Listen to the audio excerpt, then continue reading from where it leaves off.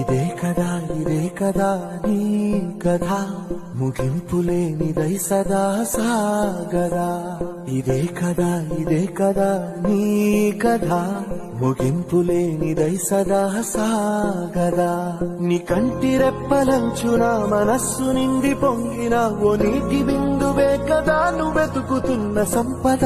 ఒక్కొక్క జ్ఞాపకానికి 100 ఏళ్ల ఆయువుందిగా, ఇంకెన్ని ముందు వేచనో అవన్నీ వెతుకుతూ పదా.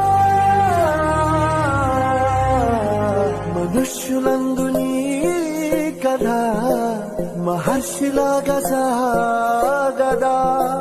మనుష్యులందు నీ కథ మహర్షిలాగా సాగదా.